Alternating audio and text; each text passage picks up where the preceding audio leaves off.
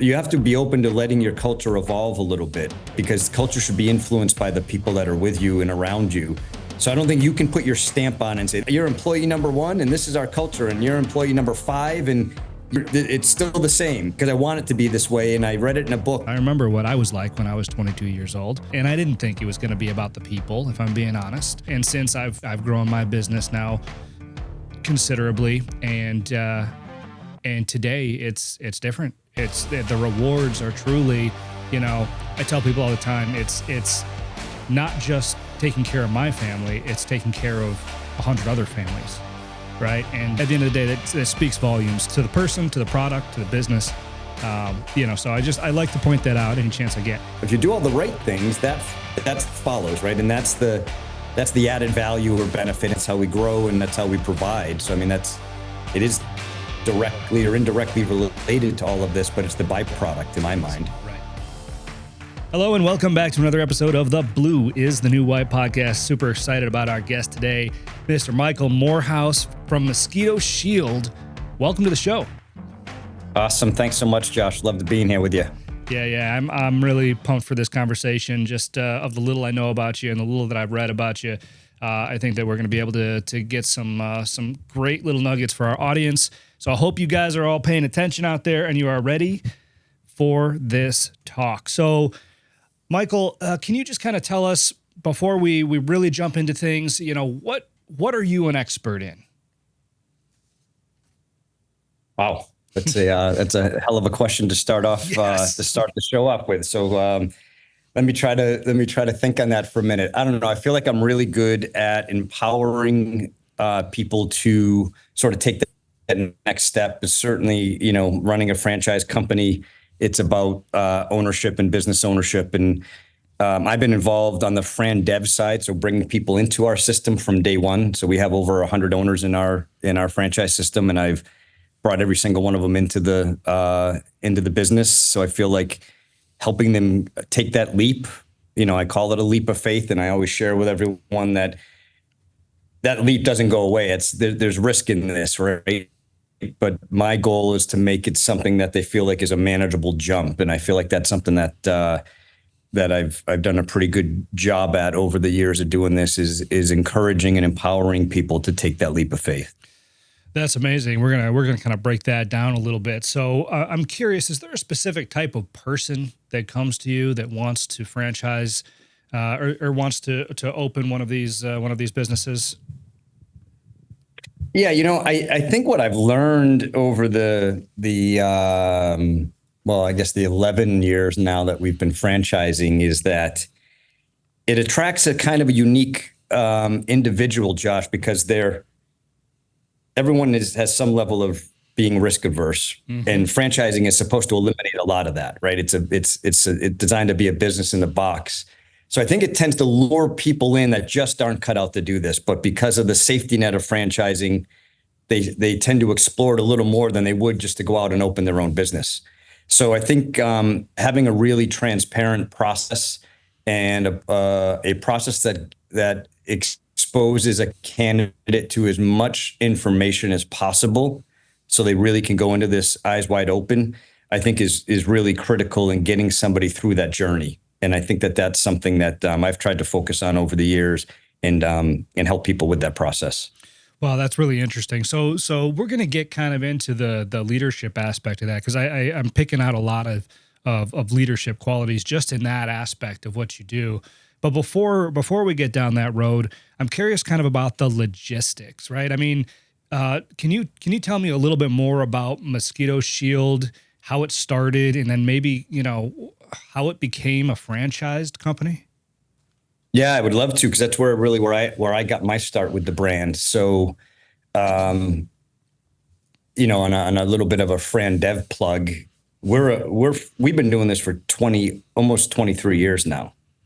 I mean, there's still many, many homeowners that don't even know this type of service exists. Wow. And we've been doing it for over 20 years. So the major difference between us and other options out there is that we're a mosquito control company, first and foremost, that got into franchising. So I'm pretty passionate with 16 years at Mosquito Shield that we're the best at what we do. But basically, we're out of Massachusetts. We were a local mosquito control company for many years. And the founder was also a franchisee in a lawn care concept. And back in 2008, he hired me as a consultant for that lawn care business. If you think back to that time frame, that was the crash of 08, 09. He was losing lawn care customers that had been with him for years, but they were just having to cut expenses. And the interesting thing we saw while I was working on the lawn care business, we had Mosquito Shield. It was only a few years in at that point. We saw that those homeowners weren't canceling. So we were very much recession resistant. So they were canceling their lawn care, but they still needed to enjoy their backyard. They were traveling less. That was the advent of staycation. You know, the term staycation really came out in that 08, 09 period of people staying home and reinvesting in their properties. And if you think of the service we provide, which is quality of life, we allow you to stay out in your yard as late as you want and as long as you want on a beautiful summer night. We realized we had something. And that's when the founder asked me to kind of shift. I had finished my project with him on the lawn care business. And in 2011, he said, you know, I want you to focus on Mosquito Shield. And I think there's a chance for us to maybe do something nationally. So I sat with him and just said, tell me everything you like about being in a franchise and tell me everything you hate about being in a franchise. And I made a list, and we really tried, honestly, like to build Mosquito Shield around as many of the likes, because he was a franchisee, right? He was on the other side of the desk. So can we build this with as many of the likes and leave out as many of the dislikes? And that's how we launched. I launched it spent about 18 months, hired iFranchise Group out of Chicago, which back in the day back then we're one of the only really A to Z, how do you build a franchise company, consulting company. So we hired iFranchise Group and they were great. Spent about 18 months with them and built our operations manual and everything, all the do's and don'ts, our franchise agreement. You know, they walked us through the whole thing, and we launched in 2013 as a franchise entity. And I hit the road and started doing the little franchise expo and business opportunity shows around the country. And I did the bigger IFA shows and just started setting up a booth and you know, I guess pitching our wares, and just it started back in 2013, and you know, fast forward 11 years later and we're over 400 territories. Wow, that's amazing. 400 territories. So back in the day when you decided to work alongside this founder, was it specifically to franchise this mosquito business, or was it for a different purpose, and then you discovered that this is the trajectory that you wanted to go? Yeah, no, great question. So I had done that consulting job with him on the lawn care business, and that went really well. We were able to build a new way to sell lawn care. I have a sales background, building high performance teams, and through a mutual acquaintance is how I got introduced to him. And I came in and sort of righted the ship for their lawn care business, which, like most of those home services back during that time, were really suffering. So we were able to sell lawn care in a different way and increase revenue. So our revenue per customer went up. We were able to increase our retention rate just through better lead nurturing, better customer journey, and hold on to them longer. So have lawn care customers for a longer period of time and make more money off them. And after about 18 months of doing that is when he said, I'd like you to start to learn more about the mosquito business. And that was around 2011. And so I did. I started splitting my time between lawn care and mosquito, and saw some areas where we could have some quick gains just here in Massachusetts. And we implemented those and reaped the rewards of them. And then that's when he said, let's franchise this. And he turned it over to me to take the reins and run with that. And that's where it started. I had indirectly, Josh, I'd had franchising experience for years and not knowing it. I ran new car dealerships for many years. I was a general manager in the new car world for many years. And those are franchises, right?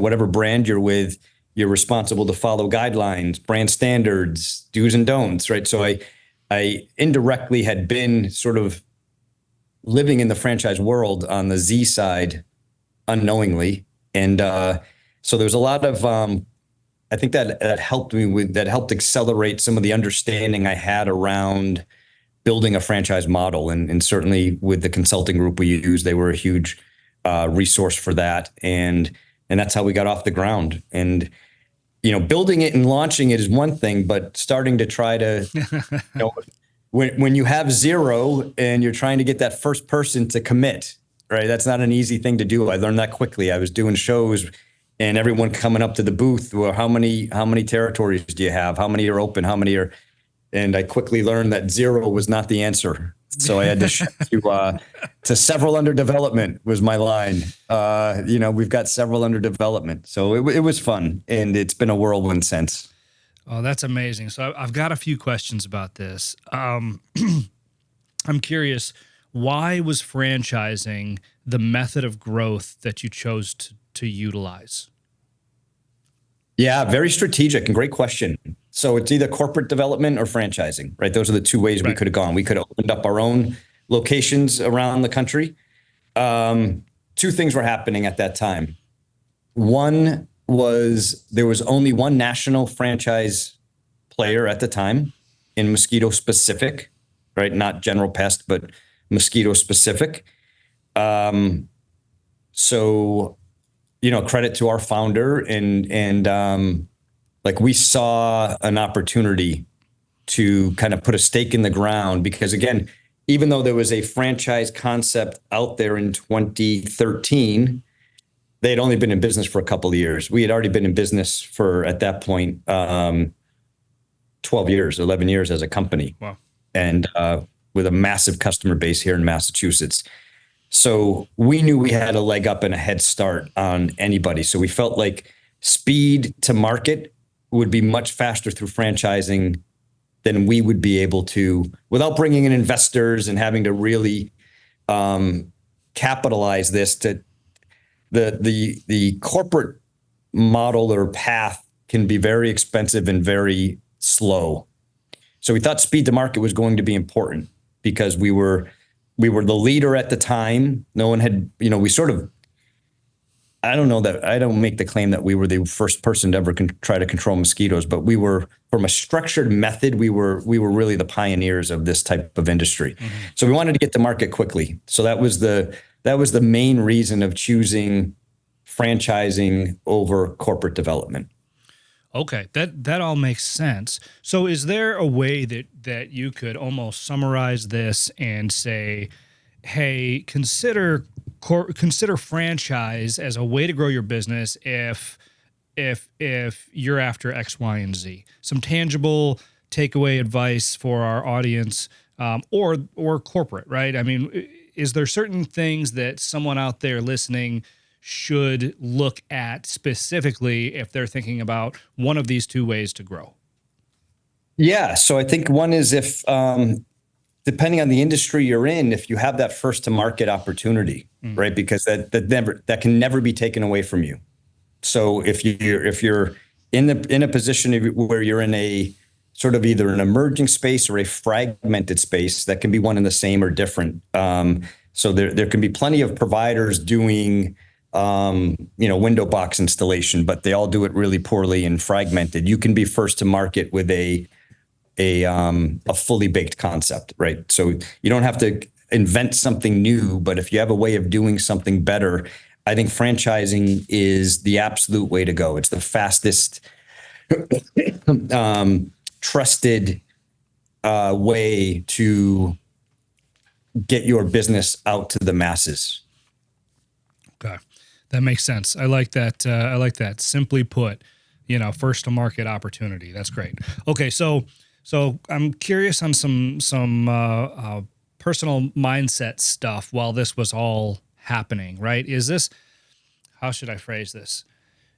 Can you first tell me what the hardest part was? If you had to narrow it down, listen, I know this shit is hard across the board, right? But if you could narrow down one thing where you're like, man, that was tough, what would that be? Yeah. So a couple things. It sucked in the beginning for several reasons because we were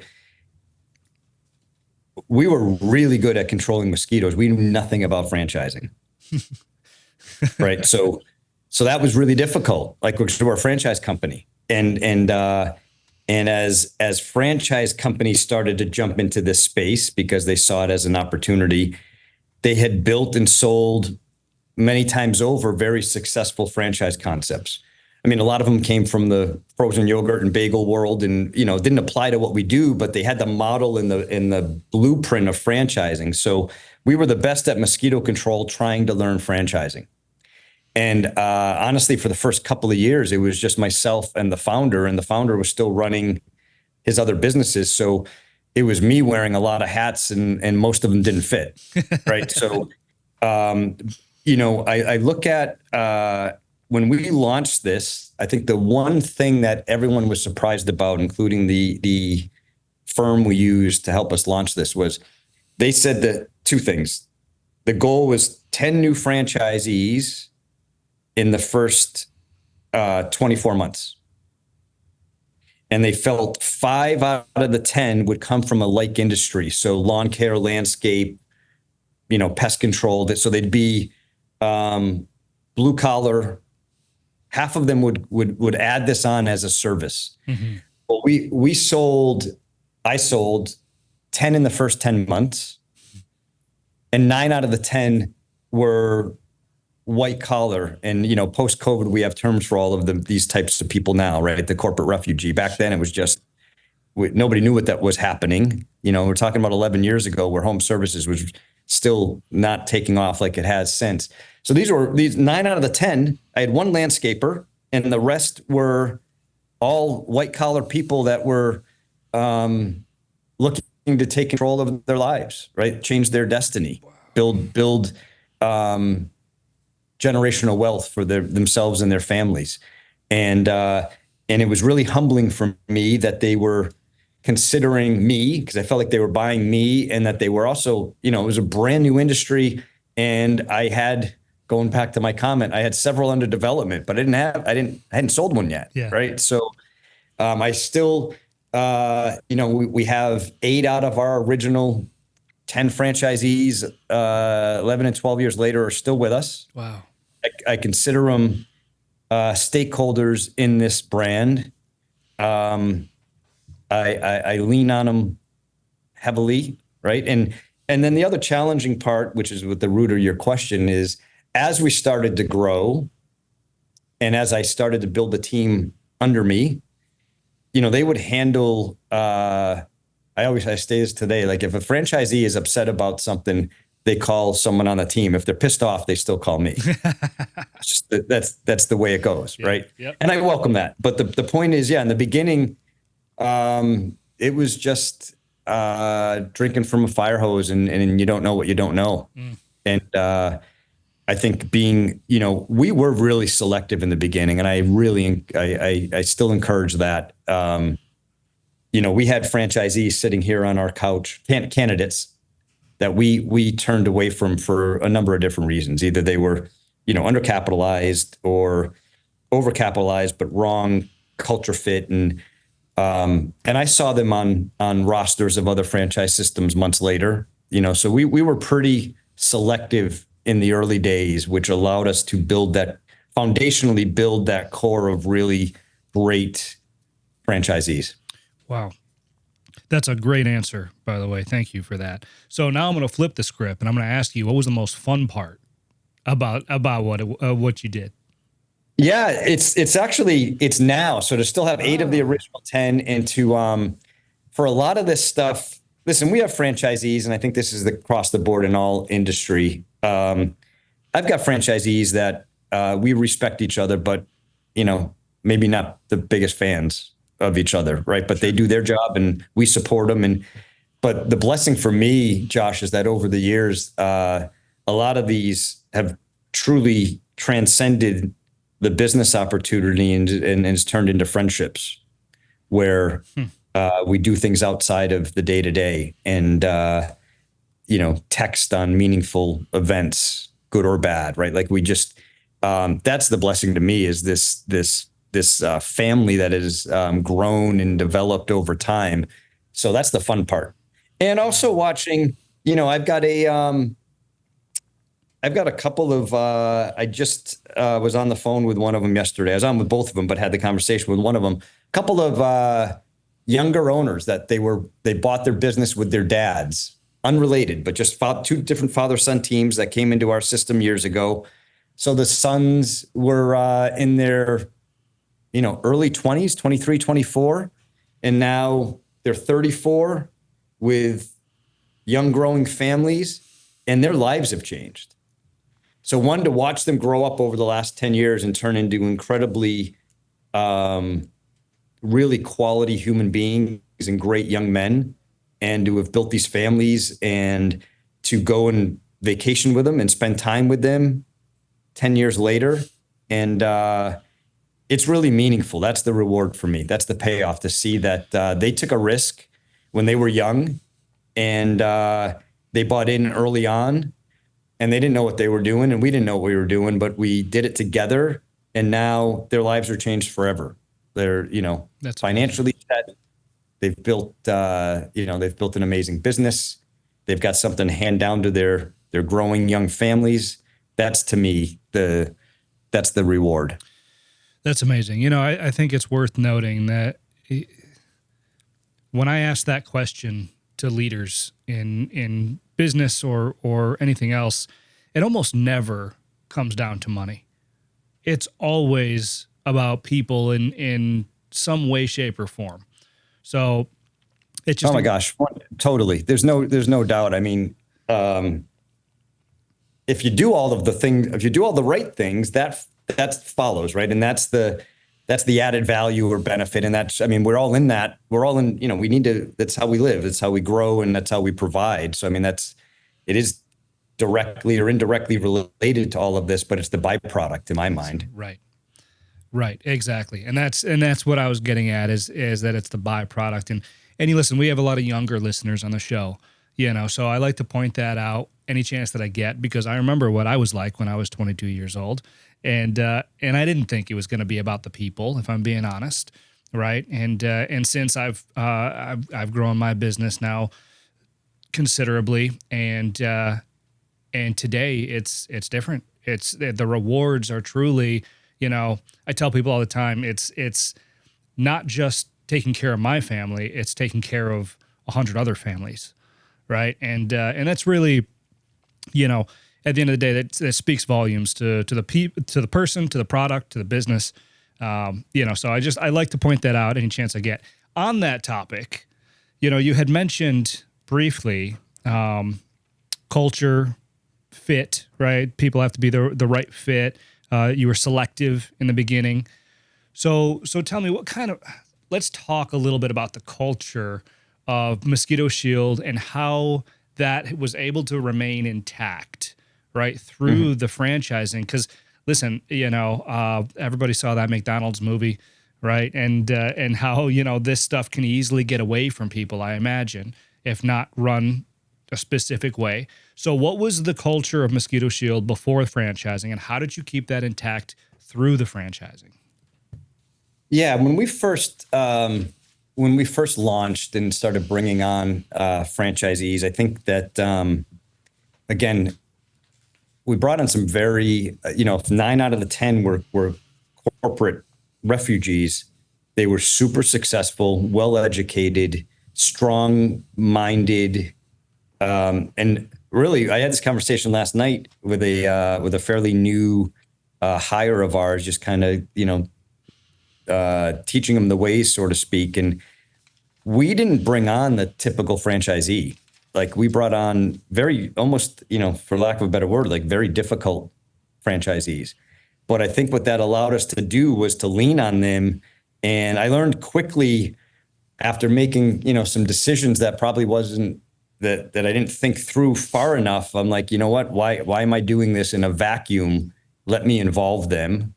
So I think that helped just create a culture of transparency. And, we do follow, we try to operate under an EOS model and open and honest. And but, I came from I mentioned briefly that I had spent 15 years in the car industry, 10 of which running Saturn Car Company and running dealerships for Saturn Car Company. And they were all about culture. And so I learned so much from them and from my time with them that has carried with me since that. So surprise and delight, open and honest, trust and respect. Those were all core pillars of how we ran our business in a very difficult environment, which was the car business, to be so different and successful doing that's just always been, it's like it's in, the fabric of what I do. No, that's a good answer. We talk a little bit about culture on this podcast from time to time, and the importance of it. I like to say that culture eats strategy for breakfast, right? And that's meant to say that without a good culture, without people all rowing in the same direction, a term you're familiar with through EOS, I'm sure. Yeah. But without that, it's really hard to implement any sort of a strategy or execute any sort of a strategy, and so it's important. And I love to have these types of conversations, and get the different perspectives and the weight of importance and stuff like that. So, yeah, that's what I love about the surprise and delight phrase, because that was a key pillar of everything we did at Saturn Car Company. And I share that here regularly, and we're all about continuous improvement. So just think, am I surprising and delighting? And that's really pertinent in a difficult situation, right? Because that's not what they're expecting on the other end of it. So just taking that thought process, I think can guide and shape a lot of the decisions you make. That's really great. And that's actually, Michael, that's the first time I've heard surprise and delight as a value in a company. So I'm really kind of curious about it. Kind of that specific value. How did that come about? Was that a carryover from your Saturn? It was, days? yeah. Okay. I still have the little rock, and it might even be. I think it's in my bag, but it was stamped. And so I don't want to spend a lot of time on the car business, but when you go into a dealership, especially in the service department, it's usually a negative, right? Like either you got a problem with your car, and that was something I trained my fixed ops team, my service and parts managers, and all of the people underneath them. The response was, "You don't have a problem. I have an opportunity." Oh, nice. So immediately surprise and delight, immediately diffuse the situation, right? So surprise and delight is carried over, and it is a core pillar here. That's great. So what are we doing to surprise and delight? Not only the customers, but also internally as well, I would imagine. 100%, right. Yeah. No, that's great. And that's another thing I want to point out, especially to some of the younger business owners out there, culture, mission, vision, values, all this fun stuff that Google will tell you all about. It's not just external, it's not just customer facing. The part that ties it all together is practicing it in your own four walls. And that there's a lot to be said. And I imagine that has got to be, maybe not, maybe it's because of the selectiveness and stuff, but that has to be really difficult sometimes in a franchise company to wrangle in, because you've got another layer. It's not just a corporate environment where it's your company in your walls, that you need to cascade this to. It's people with their own companies that you're overseeing. Yeah, I would. Yes, I totally agree. And I would just also add from an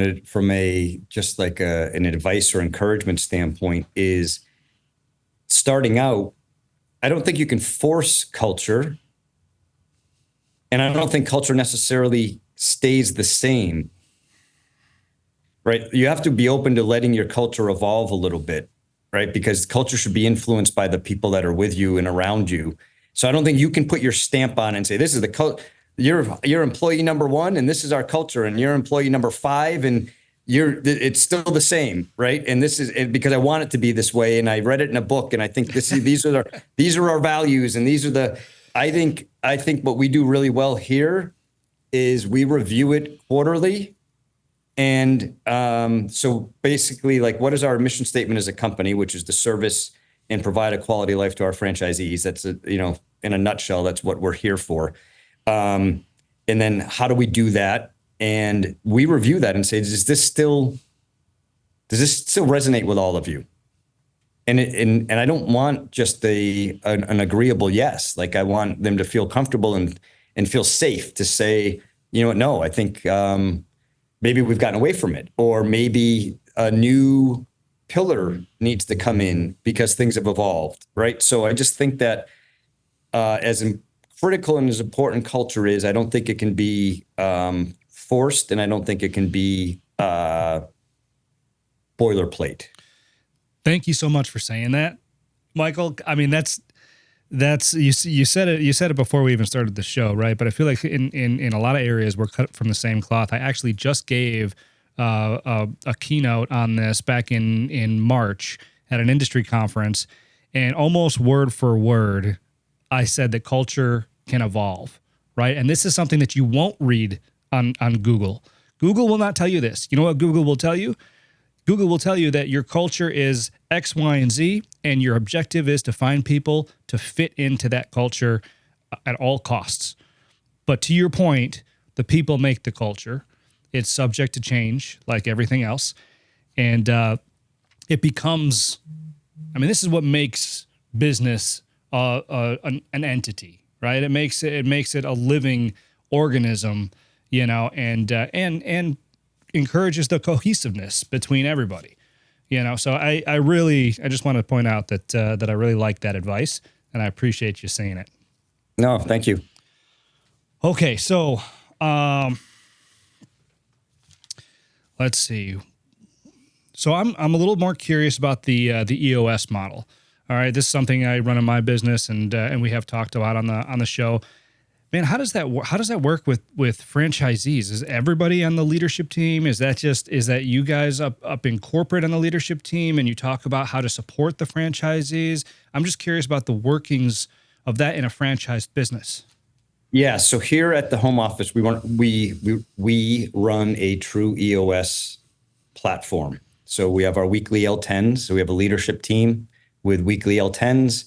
We do quarterly rock setting. We run our weeklies down the right, you know, we review, we do a check-in, so personal and professional best from the previous week. And I really, like, I had a hard week, and our L10 was yesterday. And I started on Tuesday thinking, I had a great personal best. It was an easy one for me. But the professional best, and I challenge my leadership team all the time to come prepared.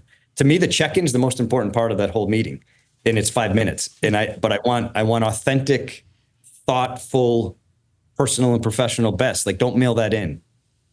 And I will tell people if I feel like they mailed it in. So I was struggling because I had a really difficult week professionally. And so I was like, what am I going to pull out that one, it helps you find the positive in something. So anyway, so we run a true EOS meeting week over week over week, and we do quarterly rock setting. We've made our franchise system very aware of this and of EOS. A lot of them, Josh, are very small organizations with 1 or 2 people, and then technicians are out on the road. We have we put it on our VTO, so our long-term. We're very seasonal, so we're 300 miles an hour right now. Our only thing we focus on right now is supporting our franchisees. They're all opening up. Mosquitoes are coming.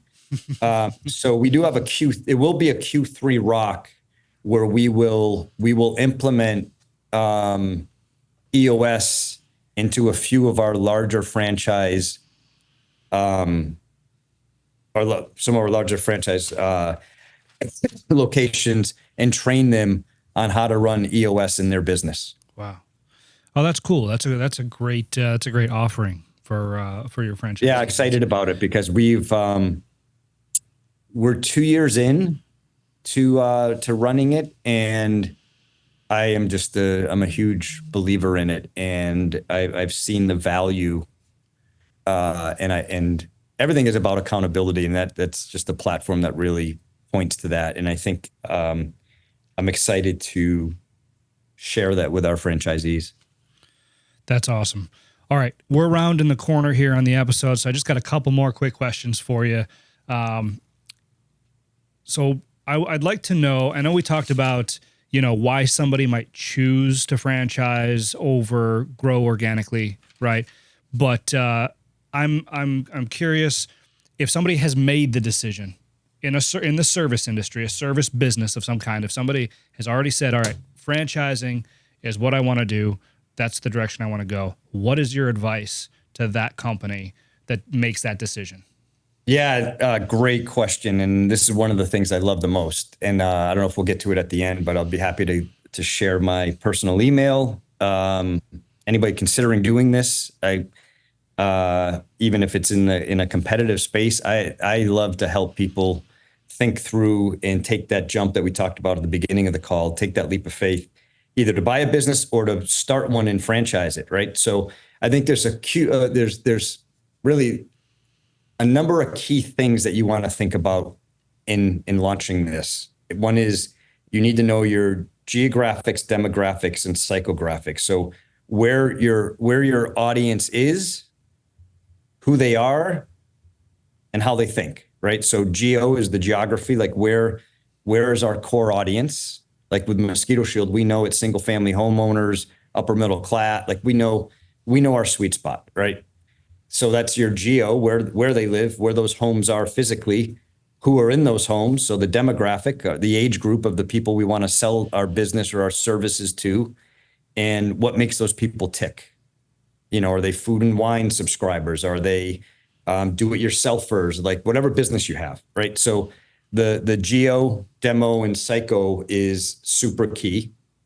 Is anything you do proprietary? So I challenge people to come up with 3 uniques. And I've met with many emerging brands and founders, and they're like, I can't. I'm like, yes, you can. Let me help you. And I may know nothing about their business, but just within 10 minutes, I can help them develop what their 3 uniques are. Give me 3 things that makes this offering more unique than somebody else that might be doing it, right?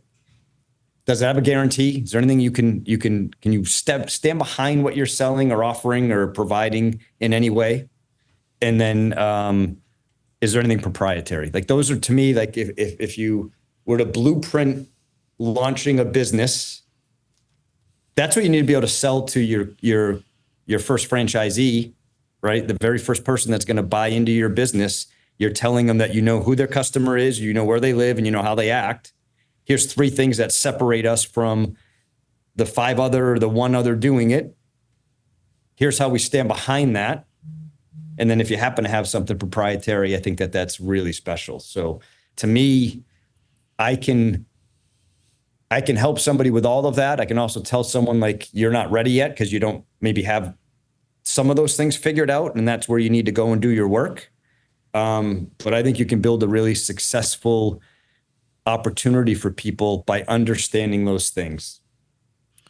Oh, really well said. I appreciate that. And so this is a question I ask to all my guests, the one I'm about to ask, but you may have answered part of it already in that answer. So if you have, just let me know.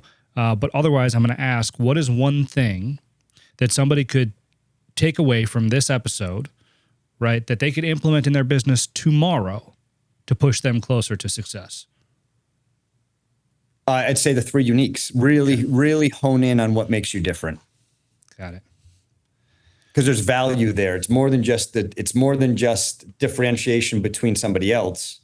If you do it well, it's added value, right? Anytime value exceeds price, deals get done.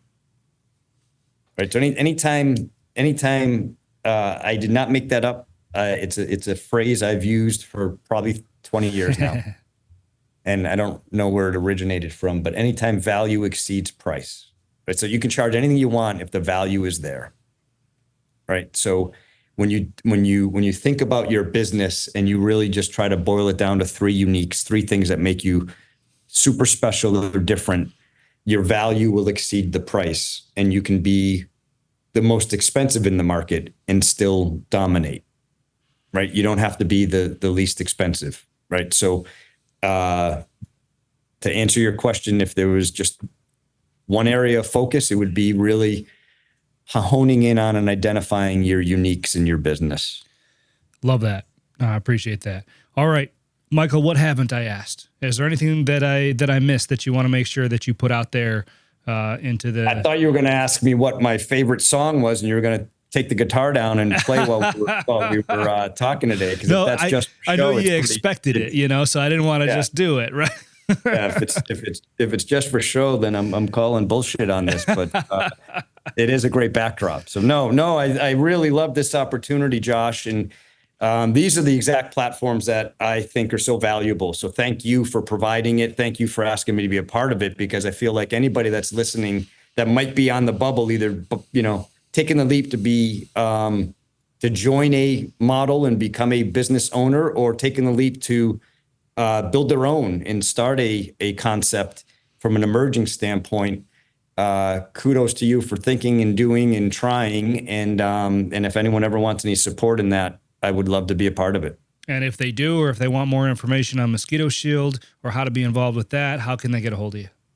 Yeah, so Michael@moshield.com, super easy. That's my personal email. I will respond. So MOShield, SHIELD.com, Michael@moshield.com. Obviously, LinkedIn is really my only other platform that I am readily available on. So Michael Moorhouse on LinkedIn is a great way to connect, and I would always be available. That's great. Well, Michael, I just want to say thank you for spending your valuable time. I know it's your busy season. I learned that today. And so I just appreciate you taking the time out of your day for me, for our audience, our listeners, to offer this incredible, tangible advice. I appreciate you. Thank you so much. All right. Be well, sir. Thanks for listening to the Blue is the New White podcast. Be sure to subscribe to get the latest episodes. For more, please follow @Josh Zolin on LinkedIn, Twitter, and Instagram, or visit us at blueisthenewwhite.com, where we create success, not debt, and build blue-collar heroes.